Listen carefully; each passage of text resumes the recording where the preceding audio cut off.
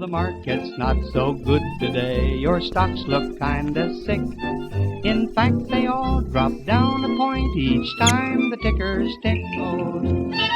Hola amigos de la Mula, esta es una versión especial nuevamente de Cuaderno de Economía. Estamos con Alexandra Ames, ella es experta en gestión y políticas públicas y vamos a hablar de algo que creo que nos está de alguna manera atacando sobre todo la conciencia de los economistas, pues de los politólogos y no solamente ellos, sino también biólogos, médicos, infectólogos, epidemiólogos, que es el tema de los datos y parece desde luego algo que amerita discutirlo, reflexionarlo, porque justamente estamos bombardeados de datos muy débiles, de datos que suelen ser distorsionadores de una realidad. Alexandra Ames es de alguna manera perita justamente en agrupar datos, en hacerlos consistentes y lógicamente filtrarlos. Alexandra, te agradezco, bienvenida a Cuaderno de Economía. Y la primera reflexión, tú mencionaste hace un tiempo, creo que la semana pasada, cuando yo te invité a hacer este cuaderno, me dijiste, mejor esperamos un poquito más, me dijiste, algo que me pareció interesantísimo porque me mencionaste algo que es crítico, dijiste, necesitamos más datos. Y tú, como cazadora de datos, te voy a poner ese mote, ¿cuál es tu primera reflexión? ¿Todavía seguimos siendo una suerte de huérfanos de datos? ¿Cuál es tu primera reflexión? Y repito, bienvenida, Alexandra, te agradezco. Hola, Eduardo, muchas gracias por la invitación. Sí, efectivamente, creo que estamos pasando por una crisis de sobreinformación. No sé cuál es tu caso, pero en el mío mis WhatsApps se están reventando de datos, de cuadros estadísticos, de diferentes fuentes del mundo, del Perú, de regiones. Y a veces no sabemos, no necesariamente son fake news, son cuadros bien intencionados que buscan aportar al análisis, pero creo que estamos desbordados y tenemos que tratar de desarrollar una mirada mucho más fina para segregar y seleccionar lo que realmente importa en momentos como estos. Nosotros somos jóvenes en el proceso de cuarentena porque tenemos mucho menos tiempo de países como los que están en Europa, los que están en Asia, que ya vienen viviendo este problema incluso desde el año pasado, ¿no? Entonces, si bien estamos logrando contener el número de infectados, todavía no es posible ver qué tan alentador o desalentador va a ser esto para nosotros, porque realmente tenemos muy pocos días como para hacer una proyección estadística realmente robusta, ¿no? Sin embargo, yo también confieso que me he atrevido a hacer una proyección estadística para luego comparar previa a la cuarentena y post cuarentena, cómo es que se están reduciendo los datos, y lo que yo veo en realidad es que lo que estamos logrando es atrasar las cifras, es decir, estamos ahorita teniendo resultados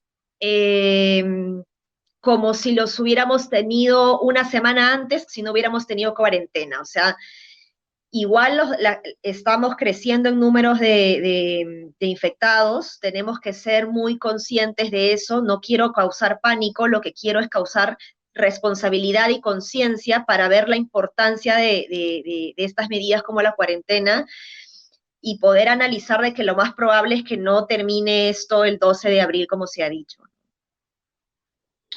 Correcto. Ahora, tú eres fundadora de vamos a decirlo así, de una empresa proveedora de datos.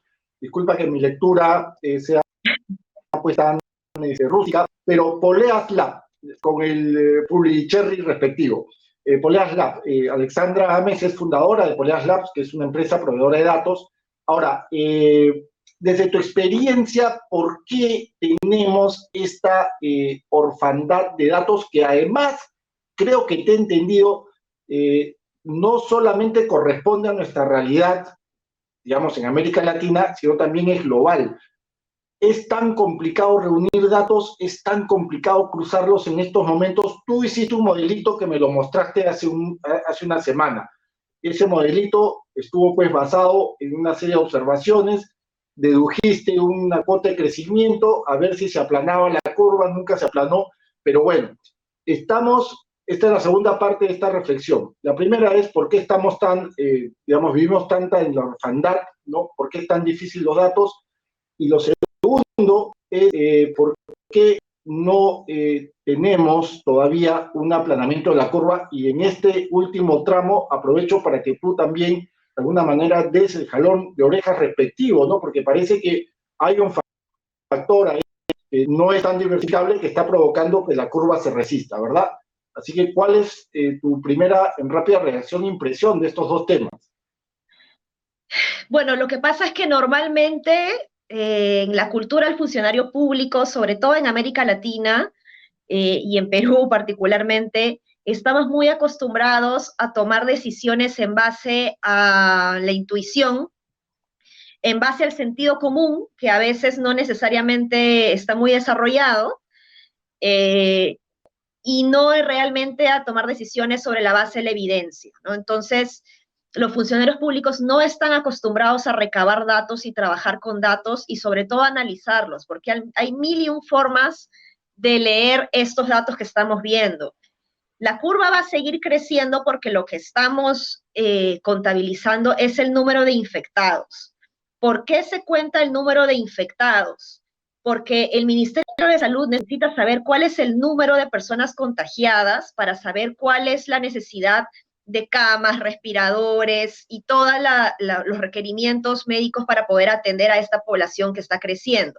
Sin embargo, si nosotros queremos medir gravedad, no podemos mirar solamente el número creciente de infectados, porque siempre el día de mañana va a ser mayor que el de ayer porque se van contagiando cada vez más cada día, ¿no? Entonces siempre el número va a ir sumando, ¿no?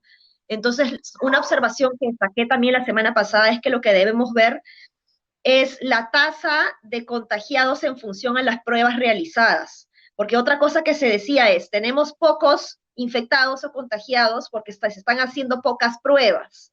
Entonces lo que decían es, a más pruebas, más contagiados. Efectivamente, a más pruebas, más contagiados, pero lo que tenemos que analizar es la tasa de contagios en función al número total de pruebas realizadas, para saber realmente cómo está evolucionando esto y si esta está creciendo o no. Y lo que yo he podido ver es que es totalmente indistinto y variable en el transcurso de los días. No hay todavía, si bien esto está creciendo, es una curva que se proyecta hacia arriba, todavía es muy poco concluyente porque estamos variando demasiado en esta tasa de contagiados versus pruebas realizadas, ¿no? Olvidé el resto de tus preguntas, no sé si me las recuerdas. No, te decía que cuál es, digamos, la mejor, digamos, ya mencionaste algo que es importante, que tiene que ver justamente con el manejo de los datos desde el sector público. La segunda parte de la pregunta era, ¿cómo podemos, digamos, evitar esa distorsión de datos? Y me cuelgo quizás un poquito a un jalón de orejas. Sabemos que ese incremento, que esa resistencia que tiene la curva para aplanarse tiene pues nombre propio. ¿Cómo podemos evitar, cómo podemos crear conciencia? Tú que tienes experiencia en gestión pública, tú que tienes experiencia no solamente en gestión de datos, sino en concluir y dar y otorgar recomendaciones a partir de esa gestión de datos. ¿Cómo podemos llegar a la población? ¿Cómo podemos llegar a ese grupo que se resiste a tomar conciencia, que carece, pues, quizás, estoy siendo muy prejuicioso, pero de solidaridad, de empatía y de espíritu colectivo? ¿Cómo podemos llegar, en función a los datos muy austeros que manejamos, a dar recomendaciones y jalones de oreja? Sí, a ver, pasan dos cosas. Mira, primero que yo insisto mucho en tener cuidado con la sobreinformación, pero también es importante que las instituciones del Estado sepan sistematizar los datos de la mejor manera, ¿no? En periódicos locales he podido ver de que hay más infectados que lo que está diciendo el MINSA. Entonces, y que luego el MINSA actualiza, ¿no?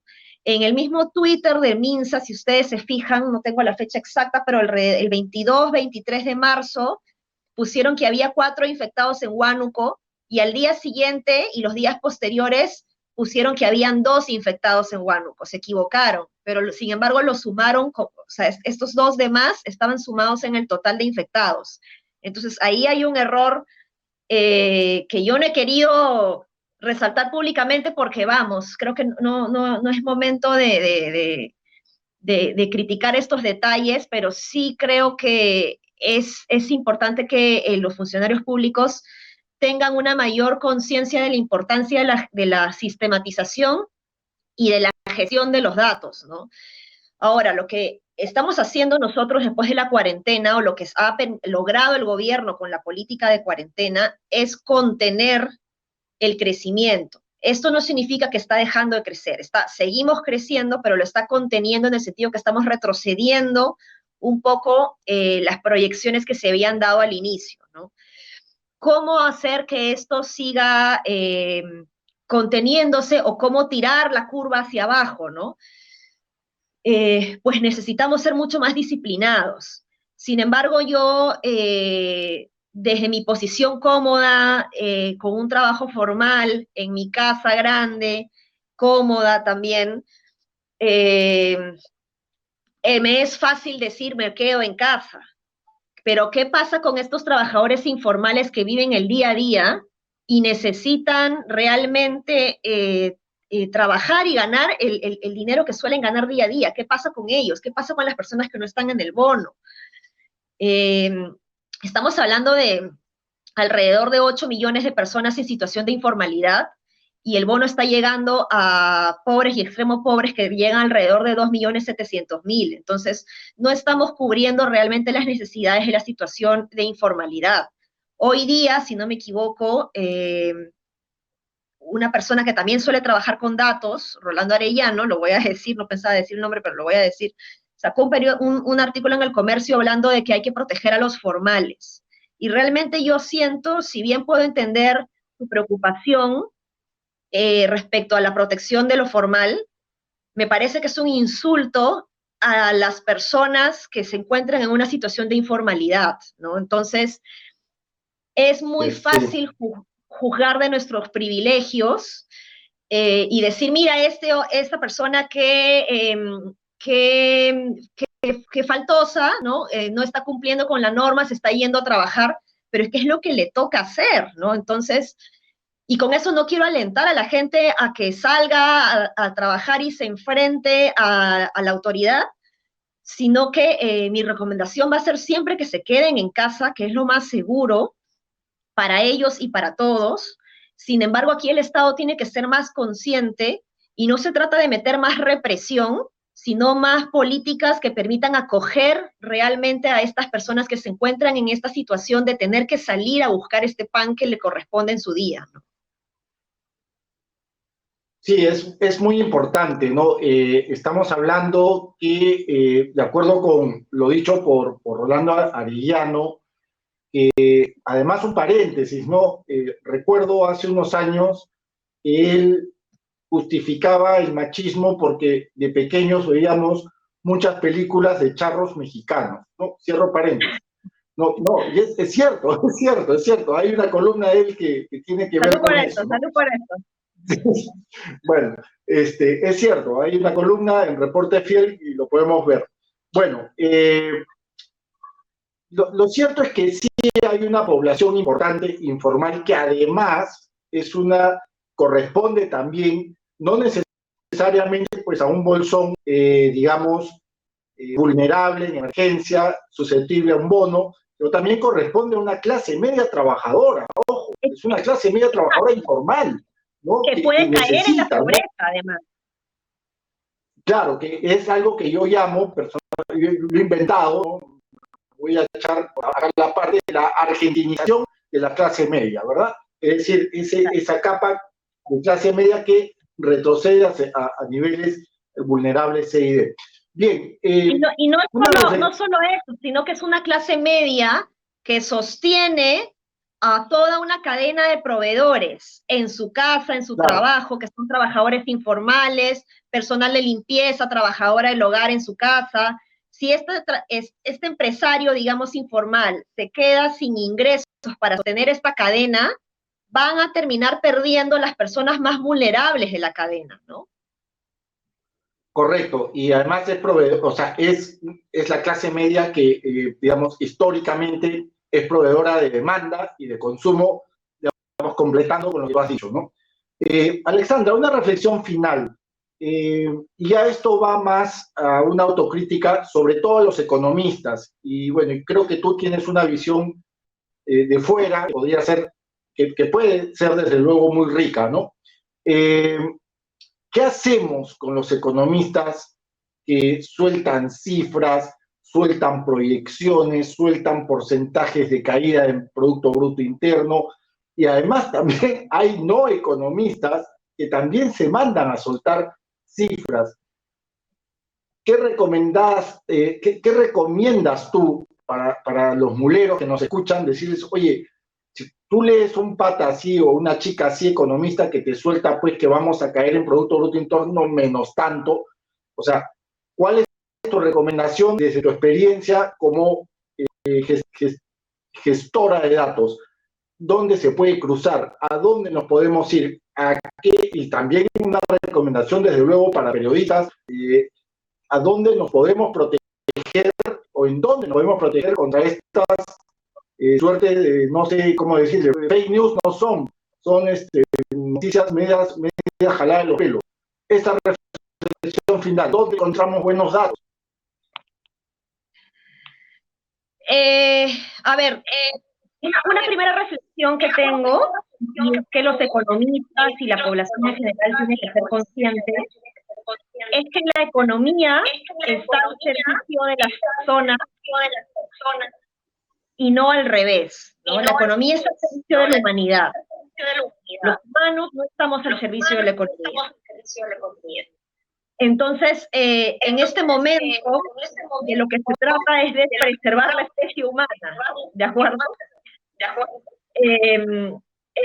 Sin embargo, esto no quita que no tomemos medidas para contener posibles caídas que vayamos a tener en el mundo en general, ¿no? Ahora, mi recomendación para economistas, particularmente para periodistas económicos, es que miremos los indicadores macroeconómicos que hemos venido teniendo en el transcurso de los últimos años. Y el Perú, la verdad, es que ha mejorado bastante su posición en el mundo como país estable, como país que puede endeudarse con capacidad crediticia, con capacidad de endeudamiento.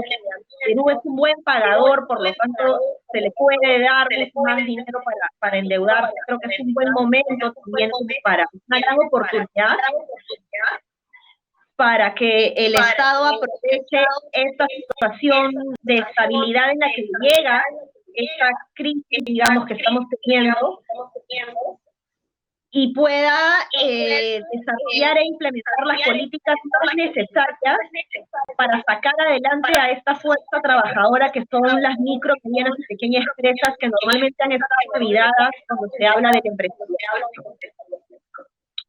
Las MIPYMES hoy en el Perú aportan alrededor de un 20% del PBI. En América Latina el promedio es aproximadamente del 30%, pero en países de la OCDE sobrepasa el 50%.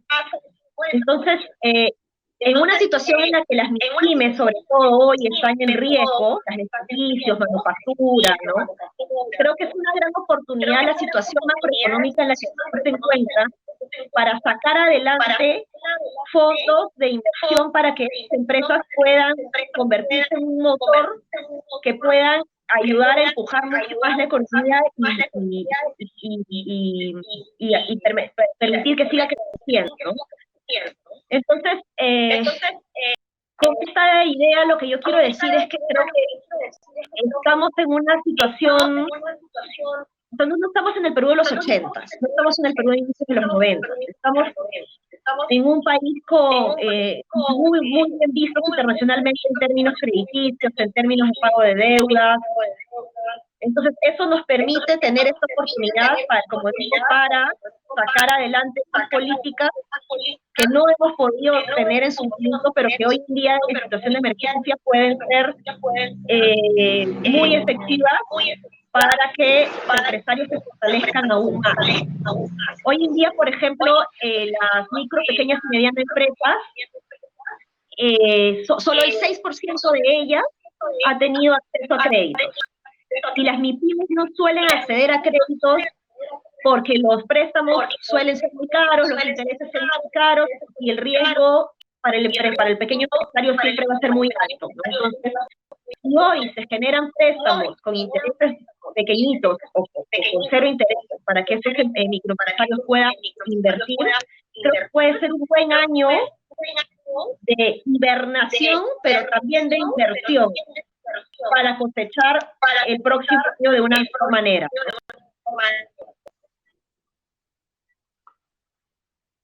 Correcto, correcto. Alexandra, yo me quedo todavía unos minutitos acá, te agradecemos tu tiempo, sé que estás con la justa para una reunión, pero bueno, que no sea la última oportunidad, ya hablaremos en la medida que vayamos teniendo datos más sólidos más adelante. Te comprometo para que hablemos virtualmente y nada, te agradezco de nuevo tu tiempo, Alexandra, muchas gracias. No, gracias a ti por la invitación. Chao. Chao. Chao.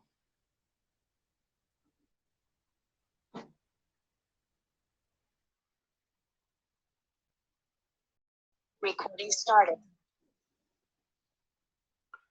Bien, hemos escuchado a Alexandra Ames, ella es experta en datos. Las primeras reflexiones pues, que nos llegan tienen que ver justamente con la búsqueda de datos certeros. De momento, economistas, biólogos, infectólogos, epidemiólogos, periodistas, estamos navegando quizás en un mar de, como dijo Alexandra Ames, de sobreinformación o de muy poca información de tratarse de esta valedera. La segunda conclusión, desde luego, tiene que ver con guardarse para no permitir que justamente esta curva siga aumentando. Y la tercera conclusión, también para economistas, es evitar pues, estos pánicos innecesarios a través de números que no tienen capacidad de contraste, que no tienen capacidad de enfrentar o de, digamos, de criticar o de contrastar justamente sus fuentes, buscar fuentes oficiales, es lo que nos dice Alexandra Ames desde su expertise. Bien, esto ha sido una edición especial nuevamente de Cuaderno de Economía. Les agradecemos mucho y hasta la próxima, amigos muleros. Muchas gracias.